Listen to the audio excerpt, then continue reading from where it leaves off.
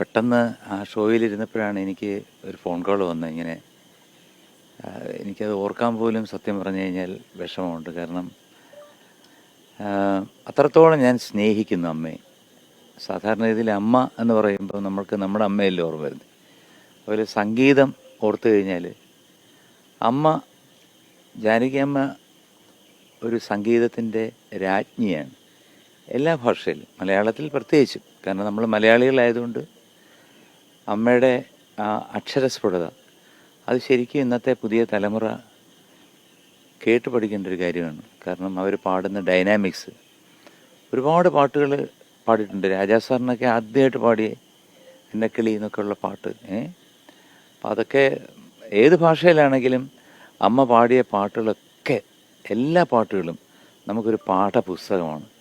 കാരണം ഞാൻ എപ്പോഴും ഈ റിയാലിറ്റി ഷോയിൽ ഒരു 3 ദിവസം മുമ്പ് വരെ കൈക്കുടന്ന് നിറയെ തിരുമധുരം തരും, അത് ദാസേട്ടൻ വേറൊരു ലെജൻഡ്, അത് ജാനകി അമ്മയും കൂടെ പാടുമ്പോൾ സത്യം പറഞ്ഞ് ഇത് കേൾക്കുമ്പോൾ ഇപ്പോഴും എനിക്ക് എൻ്റെ ശരീരത്തിൽ കുളിര് കൊള്ളുകയാണ്. കാരണം ആ ശബ്ദം വരുമ്പോൾ ആ ശബ്ദത്തിനെ മറികടക്കാൻ വേണ്ടിയിട്ട് ഇന്ന് ഇന്ത്യയിൽ തന്നെ ഒരു ശബ്ദം വന്നിട്ടില്ല. ഓഫ് കോഴ്സ് നമുക്ക് ഒരുപാട് പേരുണ്ട് ഹിന്ദിയിൽ. ഇപ്പം നമുക്കിവിടെ പറഞ്ഞു പോയ ആശാജി എല്ലാം ഉണ്ട്, എല്ലാവരും ഉണ്ട്. എങ്കിലും നമുക്ക് കൂടുതൽ പ്രിയം മലയാളം പാട്ടുകളിലൂടെ നമ്മളെ വിസ്മയിപ്പിച്ച ഒരു അതിമനോഹരമായിട്ടുള്ള ശബ്ദം.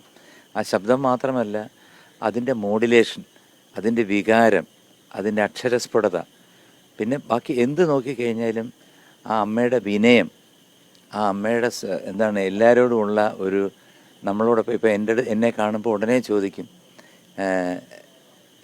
MG രാധാകൃഷ്ണൻ സാറിന് സുഖമാണോ എന്ന് കാണുമ്പോൾ ചോദിക്കുമായിരുന്നു. അതിനുശേഷം എനിക്ക് അമ്മയുടെ കൂടെ 2-3 പടങ്ങൾ പാടാനുള്ള ഒരു ഭാഗ്യം കിട്ടി. മാത്രമല്ല ഒരു വേദിയിൽ ഞാൻ അമ്മയുടെ അടുത്ത് അങ്ങോട്ട് ചോദിച്ചു. കാരണം ദാസേട്ടനും അമ്മയായിട്ട് പാടിയ പാട്ടുണ്ടല്ലോ, അകലെ അകലെ നീലാകാശം, അത് 2 വരി എൻ്റെ കൂടെ ഒന്ന് പാടാമെന്ന് ഞാൻ റിക്വസ്റ്റ് ചെയ്തു. അങ്ങനെ എനിക്ക് അത് പാടാനുള്ളൊരു ഭാഗ്യമുണ്ട്. അതൊക്കെ ഞാൻ എൻ്റെ ജീവിതത്തിലെ ട്രഷർ, അതായത് ഒരു വലിയൊരു ഭാഗ്യം, ഒരു നിധിയായിട്ട് ഞാൻ കണക്കാക്കുന്നു. ഒരിക്കലും അമ്മ നമ്മളെ വിട്ടുപോകില്ല. ഒരിക്കലും നമുക്ക് അങ്ങനെ ഞാൻ വിശ്വസിക്കുന്നില്ല. ഒരിക്കലും ഒരു സംഗീതജ്ഞൻ എന്നുള്ള രീതിയിൽ എൻ്റെ ശ്വാസം പോകുന്നവരെ അമ്മ എൻ്റെ നെഞ്ചിൽ ഉണ്ട്. കാരണം വേറൊന്നുമല്ല, അമ്മ പാടിയിരിക്കുന്ന പാട്ടുകൾ, ആ പാട്ടുകൾ ഒരിക്കലും ഒരാൾക്ക് റിപ്പീറ്റ് ചെയ്യാൻ പറ്റില്ല, അത് സംശയമില്ല. കാരണം നമുക്കതിനെ ഫോളോ ചെയ്യാം. അത് ഫോളോ ചെയ്തിട്ട് എങ്ങനെയാണ് അമ്മ പാടിയിരിക്കുന്നതെന്ന് കേട്ട് പഠിക്കാം. പുതിയ തലമുറയ്ക്ക് പഠിക്കാനൊരു പാഠപുസ്തകമായിട്ട് അമ്മയുടെ ആലാപനം, അത് ഓരോ വരിയിലും അമ്മ കൊടുത്തിരിക്കുന്ന വികാരം എന്താണ്, ആ അക്ഷരങ്ങൾക്കനുസരിച്ച്.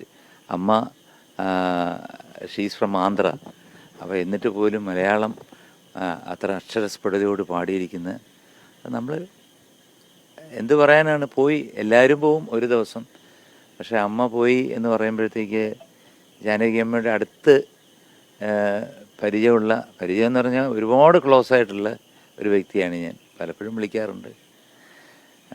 ഈയിടയ്ക്ക് ഞാനൊരു വീഡിയോ കണ്ടപ്പോൾ ഒരുപാട് സന്തോഷിച്ചു. കാരണം കൊച്ചുമക്കളുമായിട്ടിരുന്നിട്ട് കളിക്കുന്നതും ഒരു കുട്ടിയെ പോലെ കളിക്കുന്നതൊക്കെ കണ്ടപ്പോഴത്തേക്കൊരു സന്തോഷമാണ്. പക്ഷെ പെട്ടെന്ന് ഞാൻ ഈ ഷോയുടെ ഇടയിൽ നിന്നപ്പോഴത്തേക്ക്, ഇത് കേട്ടപ്പോഴത്തേക്ക് എൻ്റെ ബാക്കി ഞാനൊന്നും, സത്യം പറഞ്ഞാൽ പലരും ഒരുപാട് പേര് വിളിച്ചെങ്കിൽ എനിക്ക് എന്ത് പറയണമെന്ന് അറിഞ്ഞുകൂടാ. കാരണം അത്രയ്ക്ക് ഞാൻ ഡൗണായിപ്പോയി എന്നാണ് സത്യത്തിൽ ഞാൻ പറയുന്നത്. അമ്മയുടെ ആത്മാവിന് നിത്യശാന്തിയായിരുന്നു. കാരണം വീണ്ടും ഞാൻ വയലാർ സാർ എഴുതിയ ആ വരി ഞാൻ ഓർത്തു പോവാണ്. ഈ മനോഹര തീരത്ത് വരുമോ, അമ്മയ്ക്ക് ഇനിയൊരു ജന്മം കൂടി ഈ മനോഹര തീരത്ത് ഉണ്ടാകട്ടെ എന്ന് പ്രാർത്ഥിക്കുന്നു.